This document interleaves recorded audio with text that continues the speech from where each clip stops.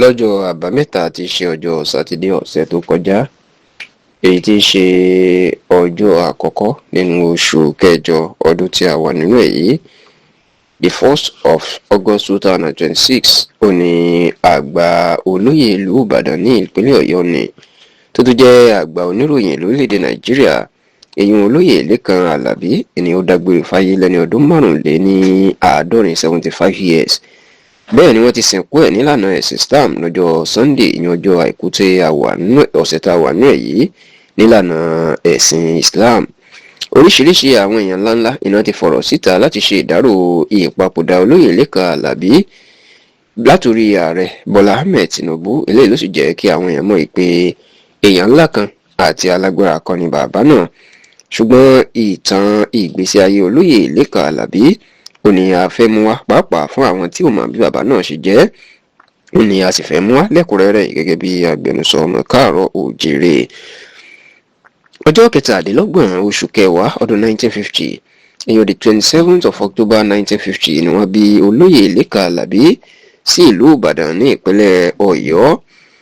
Bàbá yìí lọ sí iléèwé alákọ̀ọ́bẹ̀rẹ̀ ìyẹn iléèwé Seventh Day Adventist Primary School tó wà lágbègbè Òkè-Fọ́kọ̀ ní ìlú Ìbàdàn láàrin ọdún 1958 sí ọdún 1963.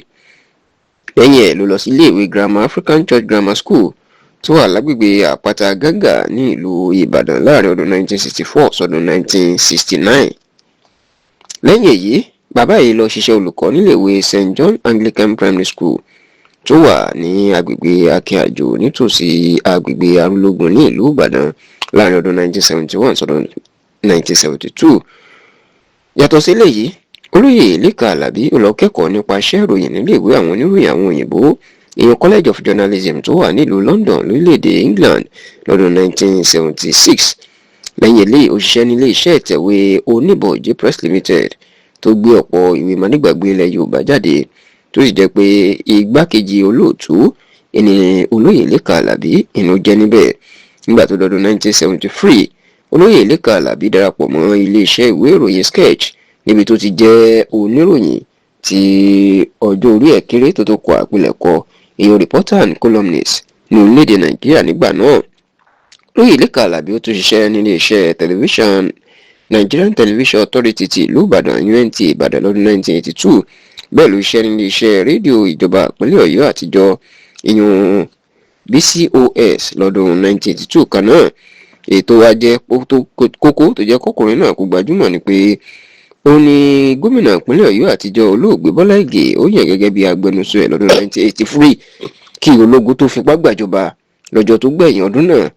Bẹ́ẹ̀ ló tún ṣe agbẹnusọ fún gómìnà ológun mẹ́ta ọ̀tọ̀ọ̀tọ̀ yàtọ̀ sí Bọ́lá Ìgè láàrin ọdún 1983 sí ọdún 1989 èyí tó jẹ́ ìtàn ńlá ní Nàìjíríà.